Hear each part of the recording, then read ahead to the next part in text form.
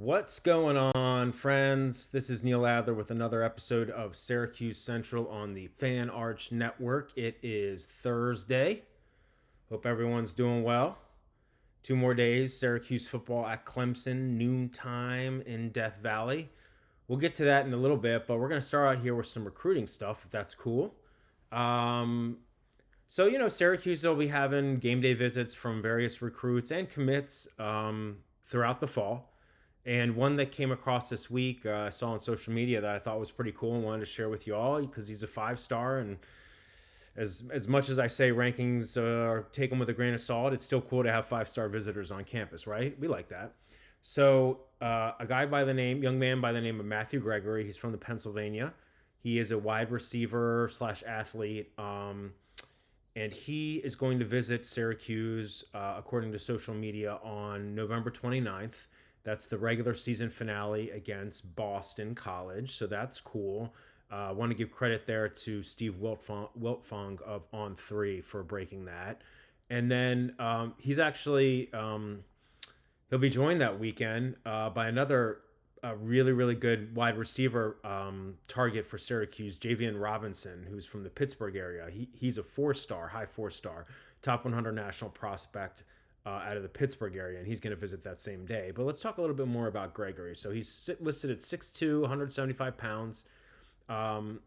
He plays wide receiver and defensive back, so he's an athlete.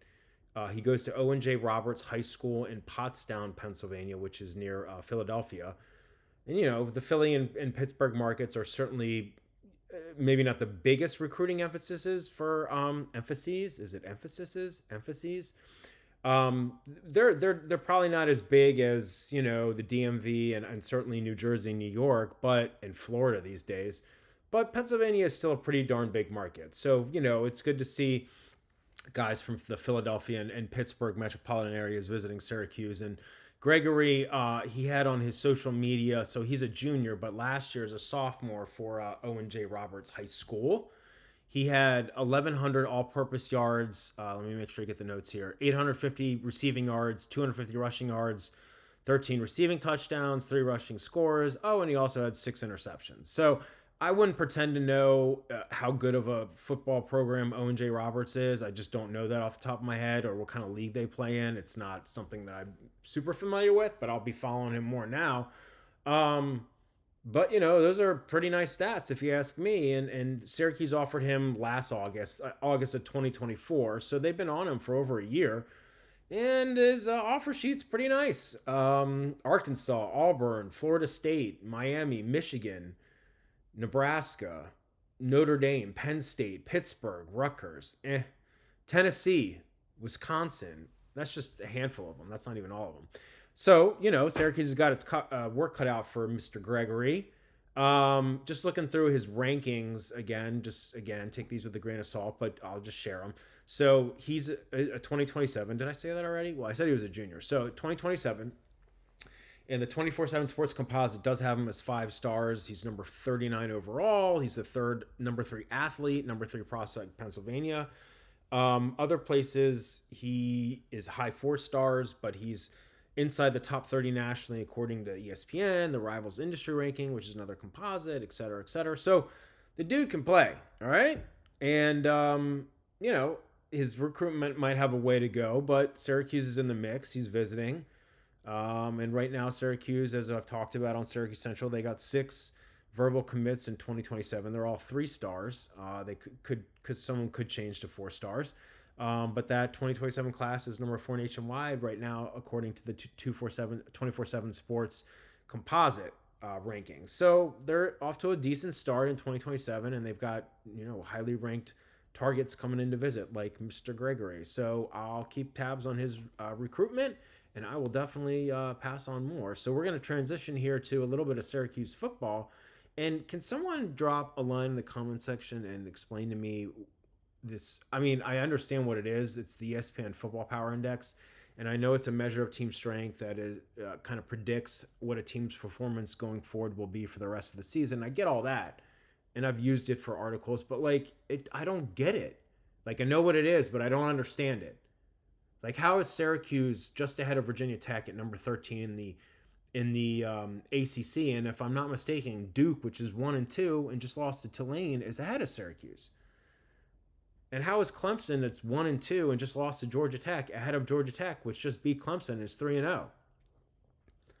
Again, I don't get too hung up on rankings and projections. It's just something to talk about. Okay, fine. But I mean, how in Syracuse nationally in the FPI is number 70 overall, right ahead of Texas State. Texas State, no disrespect, I don't know anything about their program, but Texas State. Syracuse has a 33% chance to get to 6 wins and get to a bowl for the second straight year under Fran Brown and the fourth straight year overall. 33%, really? I mean, I know their schedule is hard. They got Clemson this weekend. They go to SMU, they go to Miami, they go to Georgia Tech, they go to Notre Dame.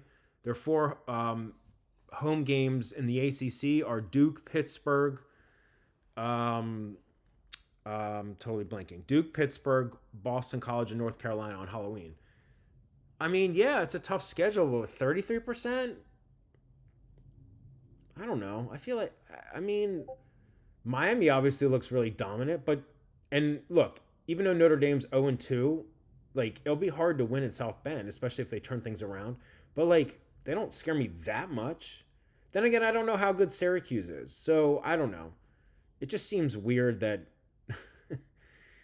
I don't know. The FPI is stupid, if you ask me. I hate to say name, negative stuff here, but I don't get that. I don't get it. So, any event, we'll move on from that. Let me know what you think about the FPI. Do you read it? Do you care about it? What metrics do you look at for Syracuse? I mean, there's different metrics in both basketball and football in terms of strength of schedule and net rankings in basketball and all this other stuff. And I'm just, I look at FPI, but 33% chance to make a bowl. I mean, I guess 5-7. I always kind of figured this year Syracuse would be anywhere from 5-7 to 8-4.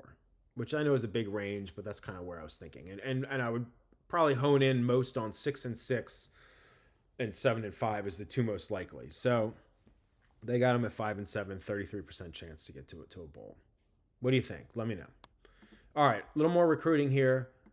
This came across earlier in the week from Rivals. Again, always want to credit folks that break stuff. If it's not me, I'm always going to credit someone else because that's what you do. And so we're going to talk about a 2027 high 3-star athlete from Florida, which is, as we've talked about on Syracuse Central, is a huge recruiting emphasis for Syracuse. His name is Tamarian Moreland. He's 6'2", 185. He plays at Palm Beach Lakes Community High School in West Palm Beach, Florida. And, like I said, Fran Brown and General Manager Tommy Caporale, I always butcher poor Tommy's name, and he's a really good dude. They're knee deep in Florida in 2025, 2026, 2027, and even beyond. But Moreland recently was in a Rivals article talking about some of the teams that are currently standing out to him. And it's early, so, but he mentioned multiple teams, including Syracuse. And so I just, wanted to bring that up. And I haven't seen anything about a visit that's public yet, but it wouldn't surprise me at all if he does a game day visit to Syracuse. He was a Rising Stars All South Florida freshman and sophomore. So, that's kind of cool. And his offer sheet, let me just get the notes here. Florida State, Kentucky, Louisville, Miami, USF, Western Kentucky, Penn State, Florida, among others. Obviously, those in-state squads are going to be heavy for Moreland. But, Syracuse is doing well. Like I've talked about. I think it was earlier this week on Syracuse Central. Maybe it was last week. They got 29 pledges in 2026, and 7 of them, almost a quarter, are from Florida, including Calvin Russell and a couple other 4-star guys. So, I feel like Syracuse, as long as Fran Brown's there and the staff and Tommy Caporale, I feel like they're going to be in the mix for these guys. They're not going to win out for everyone. You don't win out for everyone. And if they keep winning on the field, they're going to win out for more guys on the recruiting trail. So Moreland, like I said, he's a high 3-star. I could see him being 4 stars at some point. Multiple recruiting services have him as a top 15 athlete, like multi-positional athlete, as his position in that class. Both of the composites have him in the top 400 overall. So, if he moves up into the top 300-ish, definitely be a 4-star at some point. And so, like I said, Syracuse is going after some good guys in 2027. They're off to a good start. 6 verbals, top 4 class, and if they get some of these higher ranked guys, these 4 stars, 5 stars, they'll be another good class. So that's it for the recruiting today. And last but not least, we're going to talk about Clemson, and we're going to talk about Death Valley. So let me just grab some water here. Sorry. Came across some quotes from some articles. I think it was Brent Axe, Post Standard, Syracuse.com, good guy. He had some interesting quotes from some guys talking about the Clemson game, and playing in Death Valley, which is a really tough place to play. And it's going to be super loud, and there'll be like gazillion people there. I mean, it's just the Loud House, the Dome can get loud, but and granted that's indoors, so like the noise is like contained, so to speak. But Memorial Stadium, Death Valley, Clemson, South Carolina, it's going to be loud, and that's something that Syracuse is going to have to deal with. Steve Angeli, the offensive line, is going to have to be in sync, and so it'll be a challenge. But Steve talked about Clemson and facing them, and he talked about they have a great front line and linebackers, DBs, safeties, etc. Well-coached team. And he says we just got to lock in on protection and making good decisions. And he's right. And I think Clemson's offensive line has been a little shaky, and I don't think their rushing game has been super awesome thus far this season. But their defense, they've got multiple first-round NFL projected draft picks on defense, whether you're talking about, on the line, on the edge, at linebacker, hybrid, whatever, and then in the secondary. So it's going to be a challenge because I've talked about on Syracuse Central how the Syracuse offensive line has definitely had its ups and downs as well. And, the run game against Colgate was fine. And Steve Angeli is leading the country in passing yards. But, he's been sacked some, and he's been pressured a lot. And he's definitely seems like the type of pocket passer. When he has a clean pocket and time, he can sling it, man, and he can be accurate. But when he's rushed, and I'm not saying he's like immobile, but he's not, he's not a dual threat guy like you traditionally think of. Ricky Collins is definitely more of that. So Syracuse, that offensive line, especially with the noise, they're going to have to be in sync and communicating however it is they do it when they can't hear anything, and it's going to be tough. And then offensive lineman Joe Cruz, he talked about playing at Death Valley. And this was, so he was saying, my freshman year we played at Clemson, and it was 2022. He said it was an eye-opening experience. How schools down south take football like life or death. I loved that. Life or death. Okay, So just playing the crowd music at practice. We had the heat on indoors today. Everyone was sweating bullets because the crowd noise and the heat are going to be a factor. And yeah, he's right. I mean, it's climate controlled in the Dome, so to speak. Or at least more than it is when it's outside and it's 90 degrees. I haven't looked at the weather forecast, but I'm sure it'll be, I'm going to see my son in Nashville this weekend, and I was looking at the weather, and it's going to be in the upper 80s to low 90s there. And so in Clemson, I would assume, not that I'm a meteorologist, I would assume Clemson, it's going to be pretty toasty. So, the noise, the crowd noise, the heat, fatigue. Again, hopefully we'll see that injury report, and hopefully, some of those guys on the offensive line are good to go, and elsewhere, like I talked about earlier this week. But it's going to be tough. And then Darrell Gill Jr., who had a fabulous game, the wide receiver had a fabulous game against Colgate. He talked about preparing to play at Clemson, and he said, to be honest, you can't really prepare. Death Valley's Death Valley. You got to pump in the noise and stuff like that, but we just have to get the jitters out. Once we do that, we should be fine. Yeah, I mean, you can simulate. It's kind of like the old adage of like, in years past, when Syracuse as a double-digit seed would like do well in the tournament, or even as a good seed, in part because they played the zone, and teams, especially that didn't play them in the regular season, or weren't used to it, didn't have a lot of time to prepare for it. So, not apples to oranges or apples to apples exactly, but like trying to simulate Clemson in practice this week with noise and stuff. I mean, you can do it to some extent, but they're just gonna have to go down there and get into it and just get after it. Just go for it. And I think the main thing with Syracuse is yeah, you want you don't want to fall behind early and get the correct look. Clemson is 1-2. Granted, they lost by 7 points to now number 3 LSU, and they lost by 3 points on the road to Georgia Tech, which is undefeated, number 18 now in the AP poll. So it's not like Clemson's season is over, even though a lot of people are saying that. If they run the table, they could still get into the playoff and win the ACC title. They've got Cade Klubnik and other good players. They're just not playing super great, but it's not going to be easy. And Syracuse cannot fall behind early and let that crowd get into it. That offensive line has got to hold up.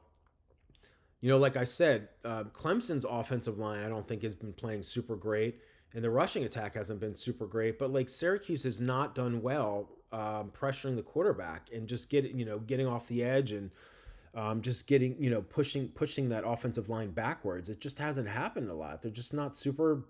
They're not great.